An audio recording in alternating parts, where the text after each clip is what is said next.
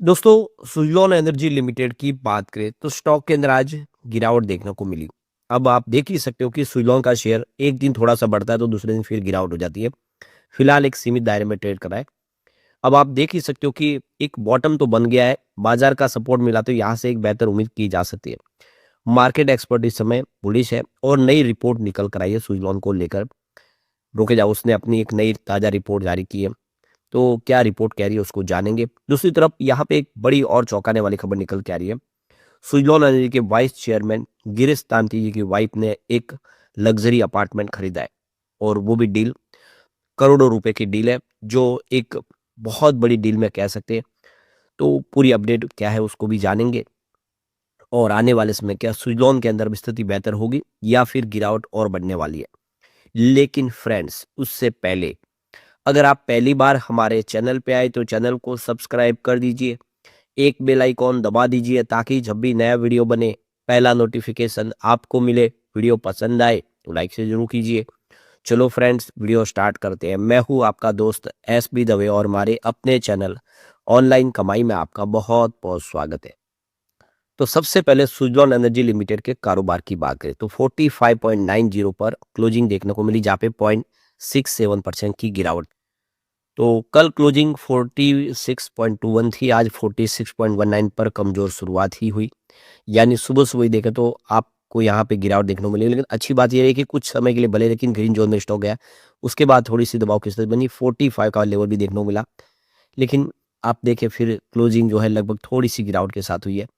फिलहाल आप देखिए स्टॉक अपने निचले लेवल पर ही ट्रेड कर रहा है, यानी 44.88 का इसका आप देखें जो 52 वीक का लो बना हुआ और आज भी इसने 45.7 बताया, सिर्फ ₹1 नीचे। अब ये लेवल टूटा तो और पैनिक सेलिंग हो सकती है, ये खास ध्यान रखने वाली बात है। यहाँ से उम्मीद है कि बेहतर होता हुआ दिखाई देगा, क्योंकि अभी इसका जो हाई है 52 वीक का वो काफ़ी ऊपर है, 74 पे है। तो काफ़ी ज़्यादा करेक्शन हुआ है। पिछले साल भर में स्टॉक लगातार कमज़ोर साबित हुआ है और ये सुज़लॉन के बिज़नेस की या सेहत की बात नहीं है, ये बाज़ार की बात है। बाज़ार में लगातार पिछले 1 साल में गिरावट का सिलसिला जारी रहा है और बाज़ार जब एक तरफ़ा दौड़ा था, तो उसमें इतनी शेयरों की प्राइस नहीं बढ़ी, लेकिन जब गिरावट हुई ऊपर के लेवल से तो बहुत ज़्यादा नीचे आ गए स्टॉक और ऐसे में अब उम्मीद है कि बाज़ार फिर सँभलेगा। एफआई अब देखो यूएस डील के बाद फिर बाज़ार में ज़्यादा करके लौट के आएँगे, तो ये स्टॉक कमाल करेगा, क्योंकि ये एफआई की पसंद है ऐसी स्टॉक। एफआई ने इस स्टॉक में लगातार पिछले 1 साल में अच्छी खासी खरीदारी की है। वो यहाँ पे इसमें अपनी होल्डिंग को ट्रिम नहीं कर रहे हैं।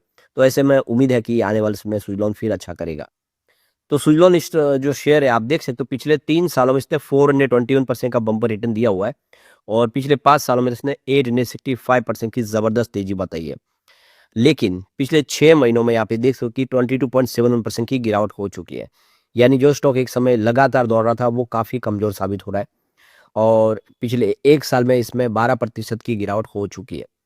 लेकिन अब एक माहौल बन रहा है कि यहाँ से ये स्टॉक आने वाले समय के लिए एक तेज़ी के लिए तैयार हो सकता है। तो इस समय सुइलोन का share 5 day, 10 day, 20 day, 30 day, 50 day और 100 डे और 150 डे, 250 सिंपल मूविंग एवरेज से नीचे ट्रेड कर रहा है। यानी लगातार कमज़ोर बना हुआ है और कंपनी के जो फंडामेंटल बहुत स्ट्रॉन्ग है, कहीं पे कोई कमी नहीं है। कंपनी की ऑर्डर बुक तो बहुत ज़बरदस्त है। अब देखो लाइफ हाई पे 6.2 गीगावाट की ऑर्डर बुक है दिसंबर 2025 के हिसाब से। जबकि पिछले साल देख सकते हो 2025 में ये 5.6 गीगावाट के आसपास थी। तो काम तो बढ़ रहा है, लगातार बढ़ रहा है। कंपनी के बिज़नेस में कोई कमी नहीं है, ऑर्डर बुक बढ़ रही है। आने वाले 2-3 साल में ये ऑर्डर कंप्लीट किए जा सकते हैं। तो यहाँ पे जो भी शेयर की प्राइस है वो बाज़ार की वजह से, बिज़नेस की वजह से नहीं, आप बात तो समझ लें। तो यहाँ पे जो बड़ी अपडेट निकल के आ रही है, हाल में ही देख सकते हो कि systematic shares and stock India की एक पहली कॉन्फ्रेंस मीटिंग हुई है।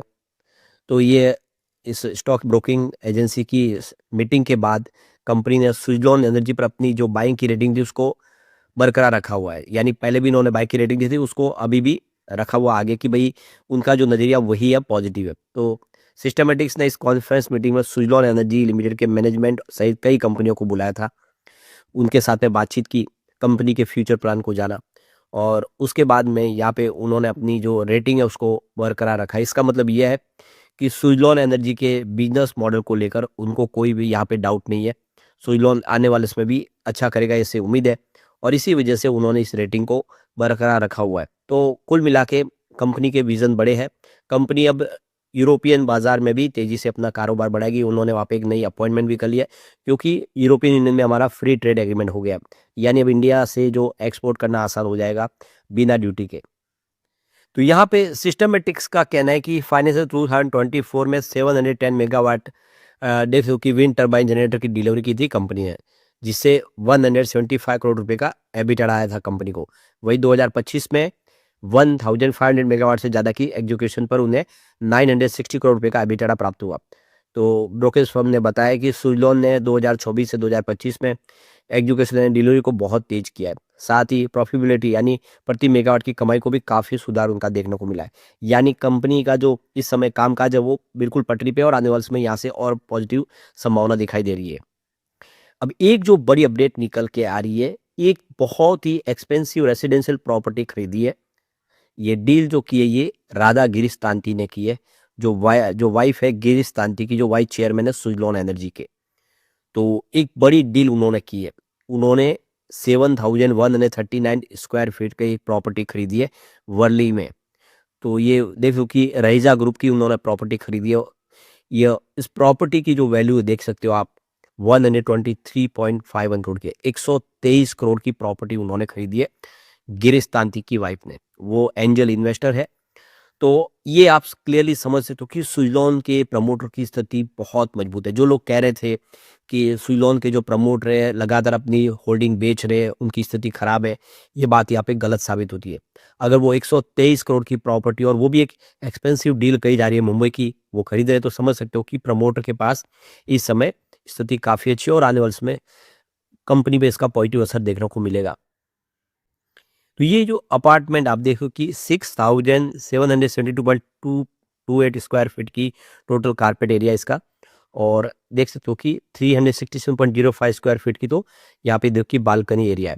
अब इसमें जो आप देखें टोटल 1,73,000 पर स्क्वायर फीट के हिसाब से इसका पेमेंट किया गया है। तो इस डील के अंदर जो स्टैम्प ड्यूटी पे की गई है वो है 6.17 करोड़ रुपीज़ की। तो आप देख सकते हो कि गवर्नमेंट को 6.17 करोड़ रुपीज़ की रकम चुकाई गई है स्टैम्प ड्यूटी के तहत। तो ये जो डाटा जारी किया गया सीआरई मैट्रिक्स की तरफ से, जो real estate data analyst firm है उनकी तरफ से जारी किया गया है। इसमें 6 कार पार्किंग की फैसिलिटीज है प्रॉपर्टी के अंदर, और ये देख सकते हो कि काफ़ी शानदार जो लग्जरी एरिया वर्ली का वहाँ पे इन्होंने प्रॉपर्टी खरीदी है। तो ये इंडिया का एक एक्सपेंसिव डील के अंदर कही जा रही है। तो आप समझ सकते हो कि सुज़लोन के प्रमोटर अगर इतनी बड़ी प्रॉपर्टी खरीद रहे तो आने वाले समय वो कंपनी को भी आगे लेके जा सकते हैं, ऊंचाई पे पहुंचा सकते हैं।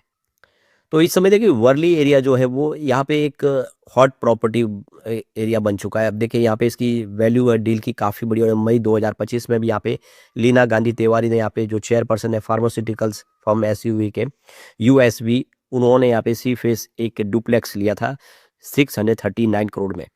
तो क्लियर है कि इस एरिया के अंदर वैल्यू है, और यहाँ पे सुज़लोन ने प्राइम लोकेशन में गिरीश तांती की वाइफ ने प्रॉपर्टी खरीदी है। तो हम कह सकते हैं कि आने वाले इसमें स्थिति और बेहतर होगी। कुछ लोगों के ये भी सवाल होंगे कि इतने सारे पैसे कंपनी के प्रमोटर के पास है तो डिविडेंड तो देना चाहिए, ये हक बनता है शेयर होल्डर का। तो कंपनी अपनी रणनीति पे काम कर रही है और लग रहा है कि जल्दी ही डिविडेंड भी मिलेगा निवेशकों को। पर ये सब सोचने वाली बात है कि जो लगातार लोगों के मन में ये सवाल थे कि प्रमोटर की स्थिति खराब हो रही है, वो यहाँ पे बात गलत साबित होती है और आने वाले समय हमें डिविडेंड भी मिलेगा, ऐसा विश्वास जगने लगा है। लेकिन फ्रेंड्स, कोई भी इन्वेस्टमेंट करने से पहले अपने फाइनेंशियल एडवाइजर से एडवाइस ले ले या अपना खुद का रिसर्च करें, क्योंकि मैंने वीडियो आपके एजुकेशनल पर्पज के लिए ही बनाया। वीडियो पसंद आए तो लाइक से जरूर कीजिए और चैनल को सब्सक्राइब कर दीजिए। Thank you friends.